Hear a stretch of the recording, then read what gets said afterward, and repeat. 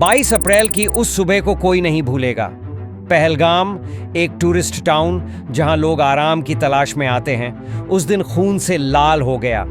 एक अचानक हुआ हमला जिसमें 26 लोग मारे गए, कुछ जवान, कुछ आम नागरिक, कोई बेटा था, कोई पति, कोई पिता। यह हमला सिर्फ गोलियों और धमाकों का सिलसिला नहीं था, ये एक साइकोलॉजिकल अटैक था पूरे देश पर। एक ऐसा झटका जो दिल में उतर गया। जिन परिवारों ने अपनों को खोया, उनके लिए उस दिन के बाद सब कुछ बदल गया। किसी के घर की दीवार से फोटो नीचे गिर गई तो किसी की मांग का सिंदूर मिट गया। सरकार के सामने अब सिर्फ एक सवाल था, क्या इसे एक और स्टैटिस्टिक की तरह देखकर आगे बढ़ जाना है या फिर इस बार कुछ अलग करना होगा? भारत ने तय किया, जवाब जरूरी है, पर जवाब ऐसा होना चाहिए जो सिर्फ नॉइज ना हो बल्कि मैसेज भी दे। जब देश की धड़कनें थम सी गई थीं, तब एक नाम धीरे धीरे सामने आया, ऑपरेशन सिंदूर। ये सिर्फ एक मिलिट्री ऑपरेशन नहीं था, ये एक संकेत था, एक संदेश उन लोगों के लिए जिन्होंने अपनों को खोया, उस सिंदूर के लिए जो अब किसी की मांग में नहीं था, सिर्फ राख में बदल चुका था।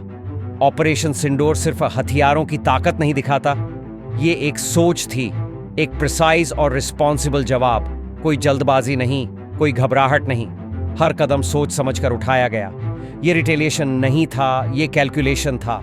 ऑपरेशन का मकसद सीधा था, टेररिज्म की जड़ तक पहुंचना। लेकिन ऐसा करते हुए ये ध्यान रखा गया कि किसी निर्दोष को नुकसान न हो।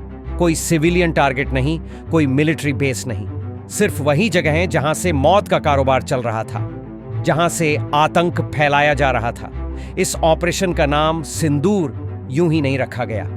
ये नाम था उन औरतों के आंसुओं का जिनके माथे से सिंदूर मिट गया था और अब उसी सिंदूर ने हथियार का रूप ले लिया।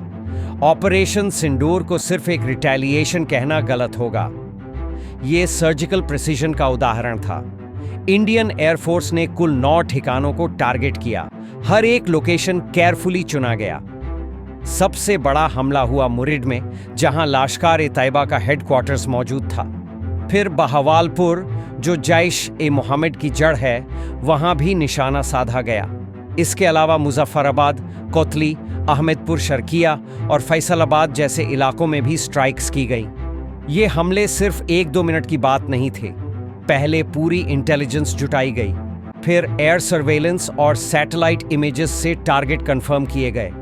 फाइटर जेट्स को फुल रेडीनेस में रखा गया। जम्मू एंड कश्मीर में एयर डिफेंस सिस्टम्स एक्टिव किए गए। हर मिसाइल, हर बॉम्ब टेरर इंफ्रास्ट्रक्चर पर गिरा, न किसी सिविलियन एरिया को छुआ, न किसी आर्मी बेस को। इस पूरे ऑपरेशन की खास बात यह थी कि लाइन ऑफ कंट्रोल पार नहीं की गई। फिर भी भारत अपने मकसद में सफल रहा।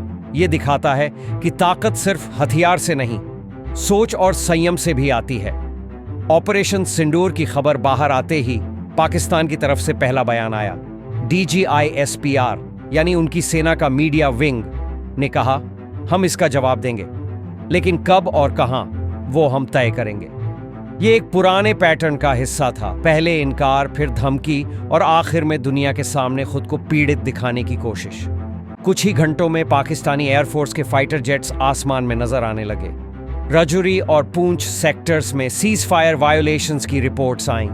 भारी गोलीबारी हुई, ऐसा लगा जैसे माहौल को जानबूझकर गरमाया जा रहा हो।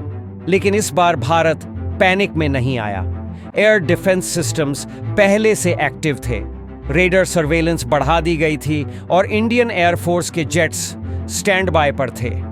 हर जरूरी कदम पहले ही उठा लिए गए थे। ये दिखाता है कि ऑपरेशन सिर्फ एक हमला नहीं था, ये पूरी मिलिट्री प्लानिंग का हिस्सा था। इस बीच पाकिस्तान ने एक और नैरेटिव बनाने की कोशिश की कि भारत ने सिविलियन एरियाज को टारगेट किया है, पर भारत की तरफ से क्लियर और डॉक्यूमेंटेड एविडेंस के साथ जवाब आया। ना कोई सिविलियन साइट टारगेट किया गया, ना कोई मिलिट्री बेस। हम सिर्फ टेरर हब्स पर फोकस कर रहे थे। दुनिया की नजरें इस पूरे मामले पर टिकी थीं।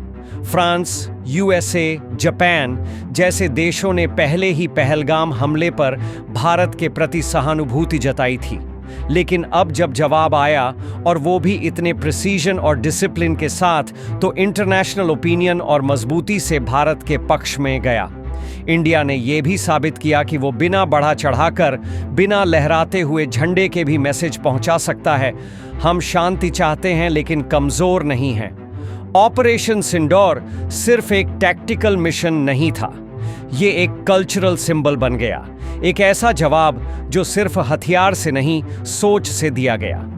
जब भारत ने इस ऑपरेशन का नाम सिंदूर रखा तो ये किसी मिलिट्री कोड नेम जैसा नहीं लगा।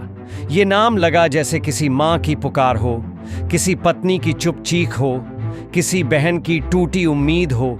सिंदूर, जो एक औरत के लिए सिर्फ सजावट नहीं, उसकी पहचान होती है। और जब वही सिंदूर किसी धमाके में मिट जाता है तो वो चुपचाप मिटता नहीं, वो बदलता है, राख बनता है, और फिर एक दिन वही राख आग बन जाती है। ऑपरेशन सिंदूर उसी आग की पहचान है। इस ऑपरेशन ने उन चेहरों को आवाज दी जो अब सिर्फ दीवारों पर लगे फोटो में मुस्कुराते हैं।